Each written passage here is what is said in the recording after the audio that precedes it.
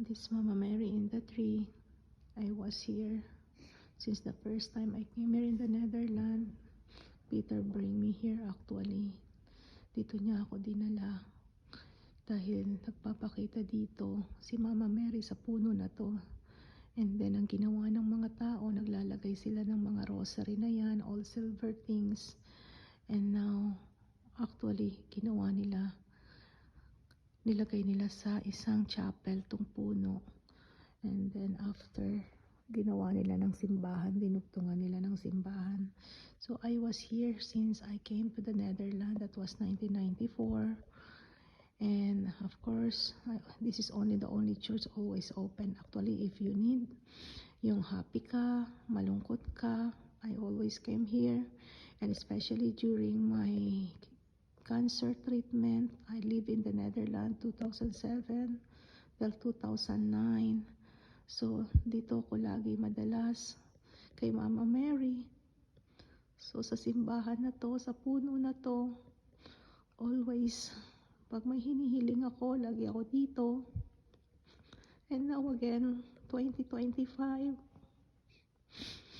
find out na may cancer ako 2 weeks ago. For my biopsy result, nandito ako. Nung malaman ko may cancer ako, after almost 20 years, it's back. Nandito ako. And now, after the CT scan yesterday, nandito uli ako ngayon sa'yo, Mama Mary. Again, praying and begging for the extension of life. I know it not be long. I know it's not curable. But at least I can stay years. I don't know how many years. Maybe 1 year, 2 years.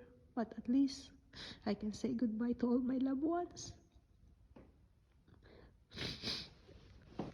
So I'm here again with you. With the pain. And sana you're also a mother. I'm also a mother na unawaan mo ako.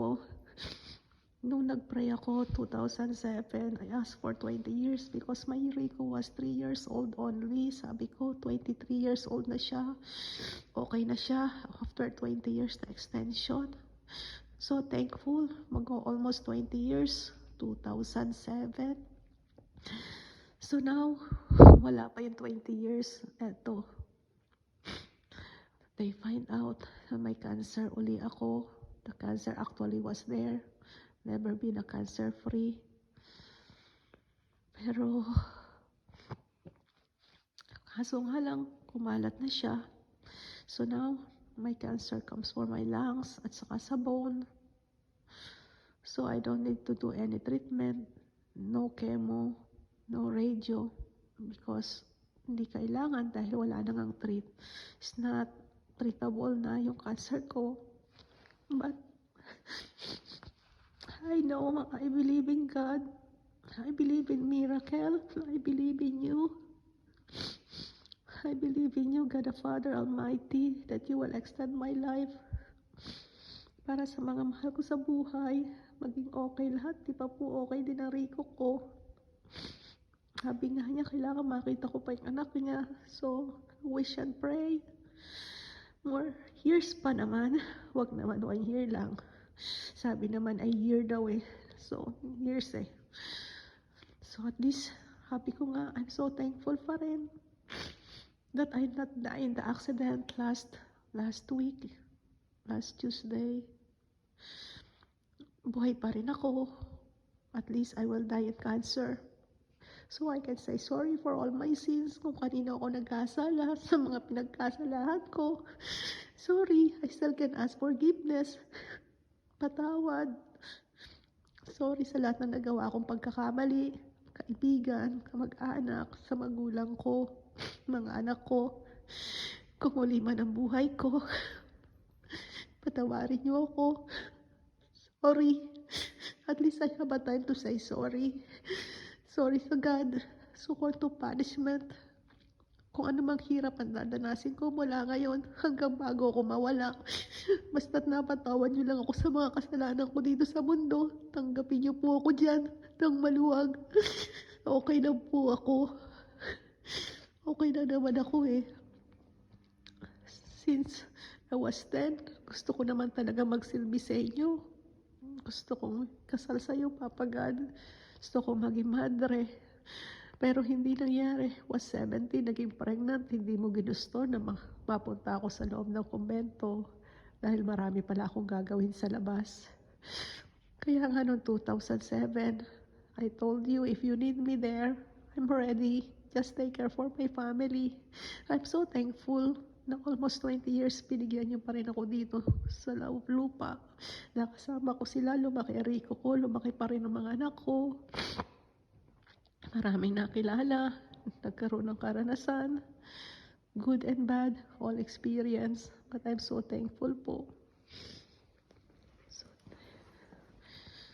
Thankful ako sa family ko, to all the support, to all the love.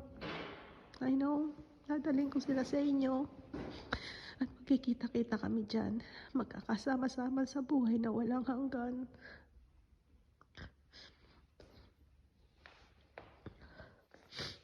Maraming salamat, Papa God.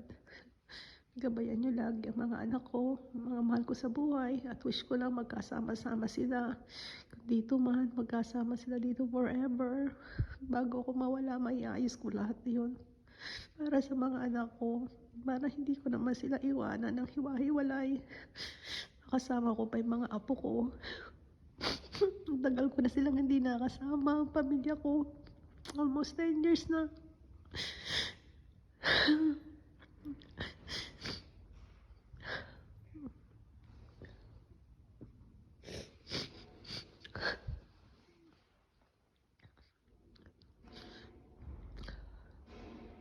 Daddy, you bring me here before, and I also bring your children here.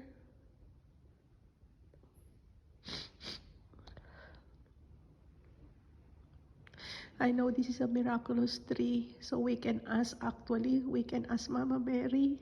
Mama Mary really feel me also. Alam ko nararamdaman niyo ako, inaka Mama Mary. Inaka rin, pareho tayo eh.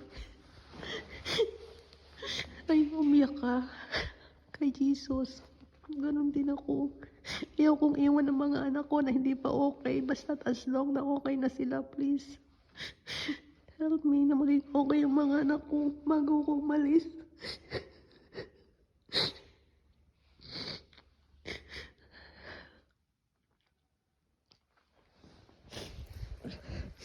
Actually, this tree, 1994, when I arrived in the Netherlands, there's no Rika yet, but Daddy bring me in this church, in this tree. Sabi kasi ni Daddy, this is a miraculous tree. Lahat ng hilingin mo, yan oh.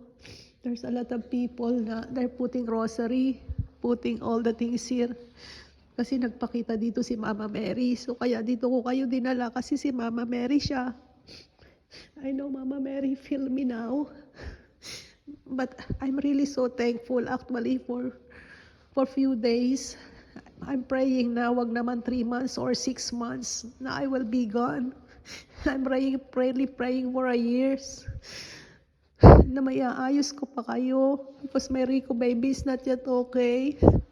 My Rica also na makatapos kayo sa pag-aaral bago ako kunin niya.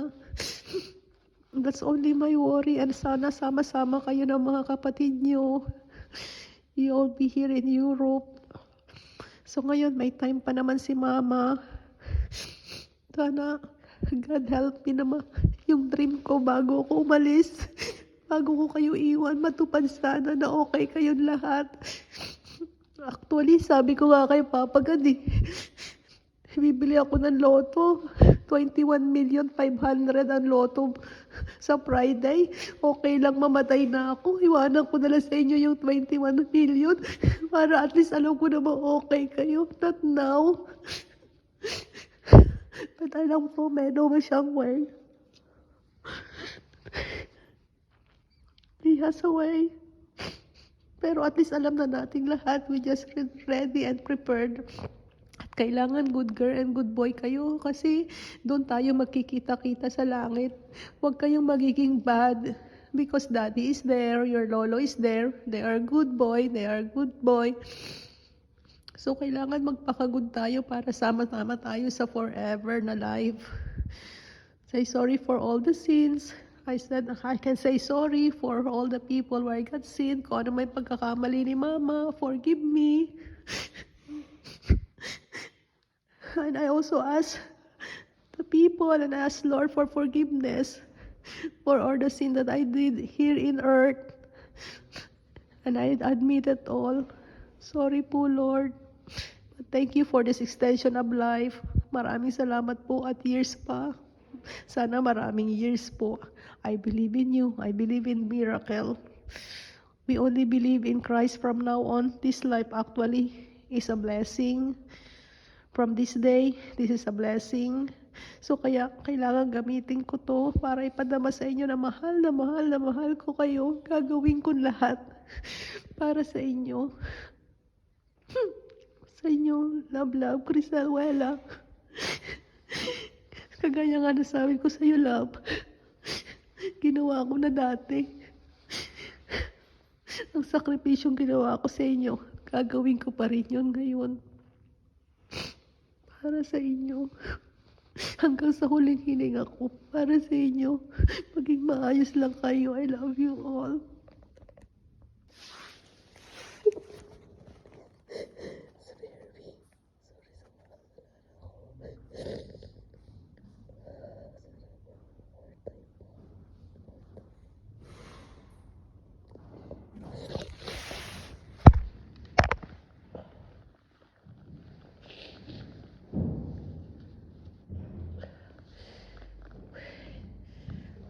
We need to think positive. One more time. I will spend more time with you guys. I love you all.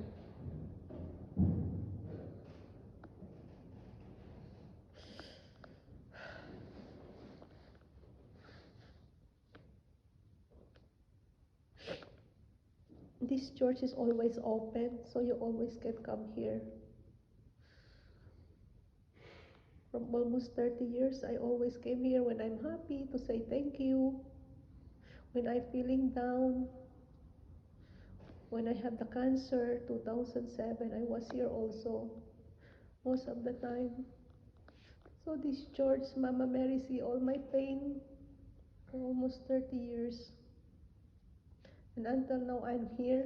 And I'm so thankful actually that our Filipino group here also have a mass every second Sunday. Thank you so much also that you give that opportunity to be here.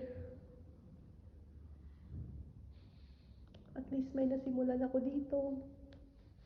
Filipino community, Filipino mass, sana pagpatuloy nila yun kahit wala na ako. Thank you so much, Lord.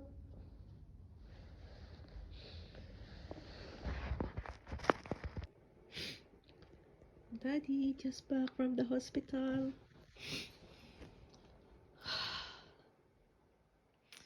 We will be together. Not really so soon. Pero magkakasama tayo. For sure. But I hope please, sana lang naman bago mo ako kunin dyan, makatapos muna ang Rico natin. All our children will be together here. Pati yung mga nasa Pilipinas, mga apo ko. Please, Daddy, help me na magawa ko muna ng paraan yun bago ako umalis dito sa lupa. Maayos ko muna sila. Please help me. You know, when you leave, hindi pa kami ayos. Masyadong magulo. From that moment you leave until now, gulo pa din. Di pa rin okay. Sana, bago naman ako umalis, maging okay naman. May ayos ko naman ang mga bata. That I still can take care of them. Na they can be okay na. But I'm so thankful that really so soon. May year pa. Para maayos ko. Love you, Daddy. Love you.